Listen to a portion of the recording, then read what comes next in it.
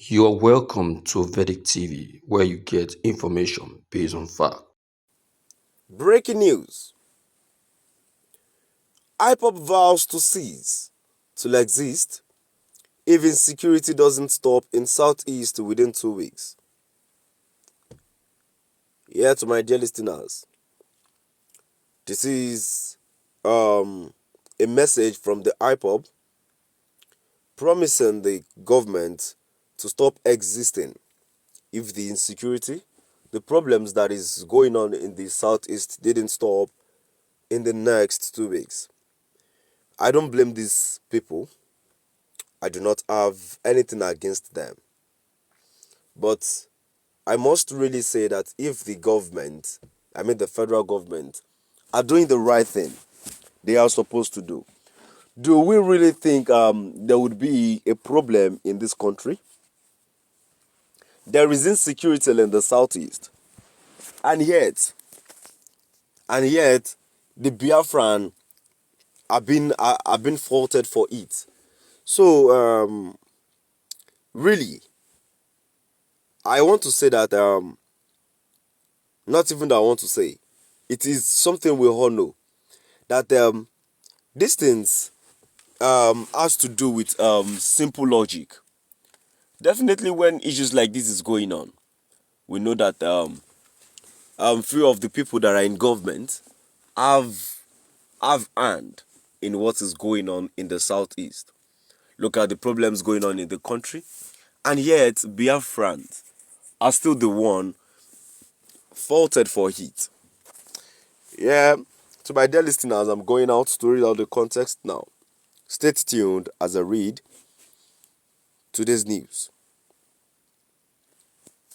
The indigenous people of Biafra, Ipob, has responded to recent remarks by Governor Chukwuma Charles Soludo of Anambra State, who claimed that the release of its leader, Nnamdi Kanu, may not solve insecurity in Nigeria's southeast region.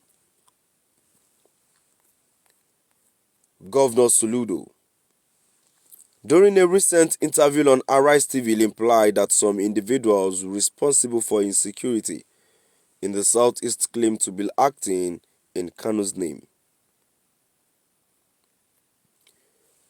In a statement issued by its media and publicity secretary, Comrade Emma Powerful, Ipob, criticized the governor's comments, describing them as counterproductive and misaligned with common sense.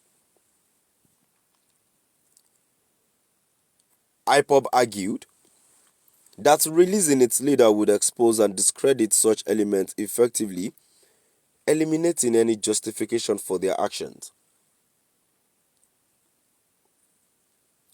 If criminals are hiding under the name of Oyedu Mazi, Nnamdi Kanu, and Ipob to commit offenses, then common sense dictates that if Oyedul is released, nobody would hide under his name or that of Ipob to commit any crime or do anything untoward, the statement read. Ipob further expressed disappointment in Governor Soludo, questioning why he would deviate from his previously stated support for Kanu's release. The organization also highlighted Kanu's past effort in combating insecurity, particularly his role in addressing the activities of armed herdsmen in the region. IPOB credited Kanu and its Eastern Security Network (ESN) with ending what it described as the slaughter and humiliation of the Igbo people during the peak of herdsmen attacks. In the statement, IPOB reiterated Kanu's commitment to restoring peace in the region, challenging skeptics with a bold promise. If Oyedumazi, Nnamdi Kanu is released and insecurity does not cease in its entirety within 2 weeks, IPOB shall cease to exist. The group called on Southeast governors to demonstrate transparency regarding any reluctance to advocate for Kanu's release, urging them to honor their public pledges. Kanu has been in detention since 2021 after being rearrested by Nigerian authorities.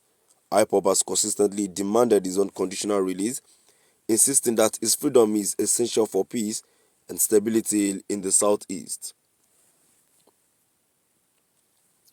Yeah, we've come to the end of our today's news. Let's go to the comment section, seeing what people have said.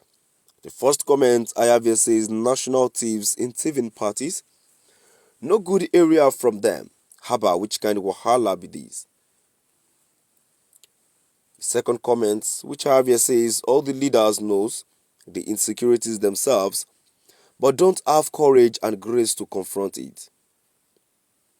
The next comment says this man deserves to be free. Still keeping him injustice and nepotism based on tribalism and intimidation. Moving on to the next comment, which says the sit-at-home thingy makes no sense at all. Can someone tell me what the organizers have achieved so far since implementing this strategy? Instead, they are destroying commercial activities in the southeast. Many businesses are relocating out of the southeast, and many violators have been killed in gruesome manner. Organizers of this should scrap this and brainstorm on better ways of pressing on their demands of the release of MNK. And last comment which I have for today's news says, now that herdsmen attacking and killing Igbo farmers have been chased away, it is the sophisticatedly armed Igbo criminals that are now eliminating rich and hardworking Igbos and making pepper soup with their herds which once are was. Yeah, I've come to the end of our today's news. Thank you for listening.